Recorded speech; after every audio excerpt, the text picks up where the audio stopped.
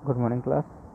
पिछले वीडियो में आपने पढ़ा स्वतंत्र अभिव्यक्ति के बारे में। स्वतंत्र अभिव्यक्ति दो प्रकार के होते हैं, मौखिक अभिव्यक्ति, लिखित अभिव्यक्ति। और मौखिक अभिव्यक्ति किसे कहते हैं, मौखिक अभिव्यक्ति की विशेषताएं आपने पढ़ा, उसके उद्देश्य के बारे में पढ़ा। आज आप मौखिक अभिव्यक्ति के महत्व के बारे में जानेंगे। डियर स्टूडेंट्स, सामाजिक जीवन में सामंजस्य स्थापित करने व सामाजिक संबंधों को सुदृढ़ बनाने हेतु मौखिक भाषा का अत्यधिक महत्व है। इस प्रकार हम देखते हैं कि मानव जीवन में हर क्षेत्र में मौखिक अभिव्यक्ति की आवश्यकता होती है। इस प्रकार हम इसके महत्व को निम्न बातों के माध्यम से जान सकते हैं। जैसे मौखिक अभिव्यक्ति लिखित भाषा की आधारशिला होती है। दूसरा, भाषा की शिक्षा मौखिक भाषा की ही शिक्षा से ही प्रारंभ होती है, इसलिए मौखिक अभिव्यक्ति अत्यधिक महत्वपूर्ण हो जाती है। मौखिक भाषा सरलता व शीघ्रता से समझी जा सकती है,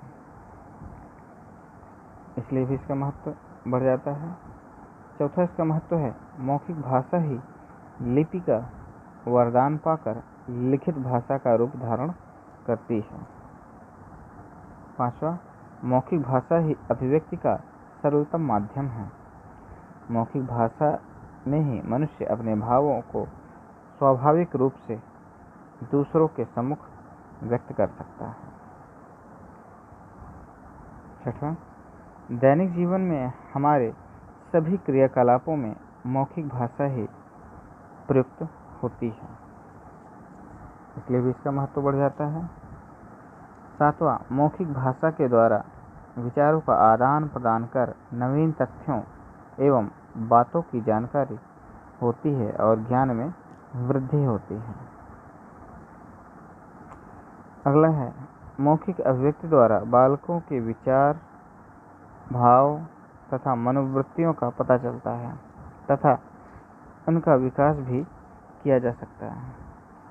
इस प्रकार हम कह सकते हैं कि मौखिक अभिव्यक्ति बहुत ही महत्वपूर्ण होती है, क्योंकि बच्चा प्रारंभ से ही अपने विचार मौखिक रूप से ही प्रकट करता है, क्योंकि छोटा बच्चा पैदा होते ही लिखना नहीं सीखता। सबसे पहले वह सुनकर अनुकरण के माध्यम से परिवारजनों की बोली भाषाओं को सुनकर उनका अनुकरण करके सर्वप्रथम वह मौखिक रूप से अपने विचारों को ही प्रकट करता है। इसलिए मौखिक अभिव्यक्ति का लिखित अभिव्यक्ति से अधिक महत्वपूर्ण है। तो डियर स्टूडेंट्स, आपने देखा कि प्राथमिक स्तर पर जब आप छात्रों के बीच शिक्षण करते हैं तो उस दौरान मौखिक अभिव्यक्ति का कितना बड़ा महत्व होता है। डियर स्टूडेंट्स, अब हम देखेंगे कि शिक्षण के दौरान मौखिक अभिव्यक्ति कौशल शिक्षण को सफल बनाने के लिए हम किन किन विधियों का प्रयोग कर सकते हैं, जिससे छात्रों की मौखिक अभिव्यक्ति का विकास किया जा सके। क्योंकि मौखिक रचना की कला में निपुण होने पर सभी छात्र लिखित रचना में कुशलता प्राप्त कर लेते हैं। मौखिक अभिव्यक्ति का उद्देश्य छात्रों की झिझक मिटाकर उनमें सरल, रुचिकर तथा मधुर व्याख्यान देने की योग्यता उत्पन्न करना है। छात्रों की अभिव्यक्ति में शुद्धता, सरलता, स्पष्टता, मधुरता, सुबोधता, स्वाभाविकता, शिष्टता तथा प्रवाहिकता आ जाए, इसके लिए शिक्षक को निम्न विधि तथा सामग्रियों का प्रयोग करना चाहिए। तो पहली विधि है प्रश्नोत्तर विधि। प्रश्नोत्तर विधि से आप पहले से ही परिचित हैं। प्रश्नोत्तर विधि, प्रश्नोत्तर मौखिक शिक्षा देने का उत्तम विधि है। किसी विषय अथवा पाठ्य वस्तु को पढ़ाते समय बीच बीच में प्रश्न पूछने चाहिए। छात्रों से शुद्ध व स्पष्ट भाषा में पूर्ण वाक्यों में उत्तर स्वीकार करने चाहिए।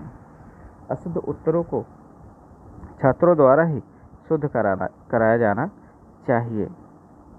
जब आप छात्रों से ही उन अशुद्ध छात्रों को शुद्ध कराते हैं तो एक तरह से कह सकते हैं कि पुनरावृत्ति हो जाती है उत्तर की। तो छात्र अपनी गलतियों को जब सुधारते हैं तो वह गलतियाँ याद हो जाती हैं और आगे चलकर गलतियाँ होने के चांसेस कम हो जाते हैं। दूसरी विधि है वार्तालाप विधि। मौखिक कार्य के लिए बालक के विचारों को द्योतक भाषा को स्पष्ट एवं क्रमबद्ध रखने की आवश्यकता होती है। प्रारंभ में बालकों की पारस्परिक वार्तालाप एवं शिक्षक तथा कक्षा से वार्तालाप होना चाहिए। प्रत्येक छात्र को वार्तालाप के लिए प्रेरित करना चाहिए। वार्तालाप का विषय बालकों के ज्ञान व अनुभव के दायरे में ही होना चाहिए। वार्तालाप में छात्रों से प्रश्न पूछकर उनसे उत्तर निकलवाने चाहिए। तीसरा विधि है सस्वर वाचन। सस्वर वाचन का शिक्षण में बहुत बड़ा महत्व है।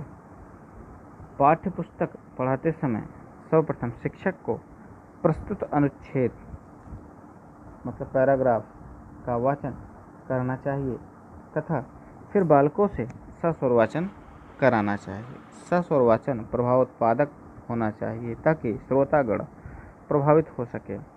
सस्वर वाचन में स्पष्ट तथा शुद्ध रीति से उच्चारित करना, स्पष्ट शब्दोच्चारण, प्रत्येक ध्वनि को मधुरता के साथ निकालना, प्रत्येक शब्द का अन्य शब्दों से अलग कर उचित बल व विराम चिन्हों के साथ पढ़ना आदि इसके अंतर्गत आते हैं। सस्वर वाचन करने से बालकों की मौखिक अभिव्यक्ति संबंधी जितनी भी शंकाएं तथा संकोच हैं वह सब दूर हो जाती हैं। आप वाद विवाद प्रतियोगिता के माध्यम से भी मौखिक अभिव्यक्ति कौशल का विकास कर सकते हैं।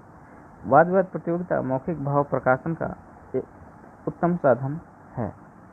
वाद विवाद में बालक पूर्व निर्धारित विषय पर विचार विनिमय करते हैं। इसमें बालक कक्षा के समस्त छात्रों के सम्मुख विषय के पक्ष तथा विपक्ष में अपने विचार प्रस्तुत करते हैं। इनमें भाग लेने वाले सभी छात्र बड़े ओज तथा उत्साह से बोलना सीख जाते हैं। अगला बिंदु है भाषण। भाषण के माध्यम से भी हम छात्रों में मौखिक अभिव्यक्ति कौशल का विकास कर सकते हैं। भाषण का विषय पूर्व निर्धारित कर दिया जाता है। इस विषय पर शिक्षक द्वारा छात्रों को भाषण करने का अवसर प्रदान किया जाता है। भाषण का विषय छात्रों के मानसिक स्तर के अनुकूल होना चाहिए। छोटे छोटे बालक अपना भाषण तैयार करते हैं तथा बड़ी प्रसन्नता से बोलते हैं। जब आप बच्चों को कोई भी विषय वस्तु दे देते हैं जिस पर बच्चों को स्वतंत्र रूप से भाषण करने का अवसर मिलता है तो वह उस पर स्वतंत्र रूप से बिना किसी झिझक के बोलना प्रारंभ करते हैं और शिक्षक बीच बीच में उसको शुद्ध भी कराते रहते हैं। अगला बिंदु है चित्र वर्णन। चित्र वर्णन के माध्यम से भी हम मौखिक अभिव्यक्ति कौशल का विकास कर सकते हैं। इस विधि में शिक्षक छात्रों को चित्र दिखाते हैं और चित्र देखकर छात्र उसके बारे में वर्णन करते हैं। यह चित्र किसी भी कहानी से संबंधित हो सकता है या भी किसी घटना से संबंधित हो सकता है या किसी प्राकृतिक परिवेश का चित्र हो, इससे संबंधित भी हो सकता है। छात्रों से चित्र दिखाकर उनसे उस पर मौखिक अभिव्यक्ति कराई जाती है और छात्र देखकर उस पर अपने अपने विचार प्रकट करते हैं। अगला बिंदु है कहानी सुनाना व सुनना। इस विधि के द्वारा भी बच्चों में मौखिक अभिव्यक्ति कौशल का विकास किया जा सकता है। शिक्षक पहले छोटी छोटी कहानियों को बच्चों के सामने प्रस्तुत करते हैं जिसमें जानवरों की कहानी तथा किसी घटना प्रधान कहानी, यदि इसमें जानवर सम्मिलित हैं तो छात्र उन जानवरों से संबंधित कहानियों को सुनकर प्रसन्न हो जाते हैं। फिर शिक्षक सुनाई गई कहानी को पुनः छात्रों से मौखिक रूप से सुनने का प्रयास करते हैं। छात्र अपनी टूटी फूटी भाषा में जो कुछ उन्हें याद रहता है वह उन्हें कहानियों को पुनः सुनाते हैं। इससे श्रवण कौशल तथा मौखिक अभिव्यक्ति कौशल का भी विकास होता है। 8वीं विधि है कविता पाठ। बालकों की कविता में स्वाभाविक अभिरुचि होगी। छोटी कक्षा में बच्चों की अवस्था के अनुकूल छोटे छोटे गीतों का समावेश करना चाहिए। पहले बालकों से सामूहिक गान कराया जाए, बाद में व्यक्तिगत गान के लिए प्रोत्साहित किया जाए। प्राथमिक स्तर पर बाल गीत कंठस्थ कराए जाते हैं।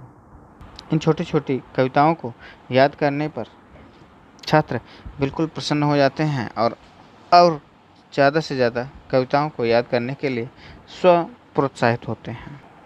डियर स्टूडेंट्स, आज की वीडियो में आपने देखा कि मौखिक अभिव्यक्ति के क्या महत्व हैं और मौखिक अभिव्यक्ति कौशल के विकास के लिए किन किन विधियों का प्रयोग किया जाता है, जिसमें आपने प्रश्नोत्तर विधि, वार्तालाप विधि, सस्वर वाचन विधि, वाद विवाद विधि, भाषण विधि, चित्र वर्णन विधि, कहानी सुनना व सुनाना विधि और कविता पाठ विधि के बारे में जाना।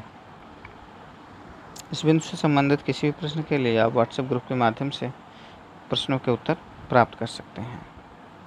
धन्यवाद।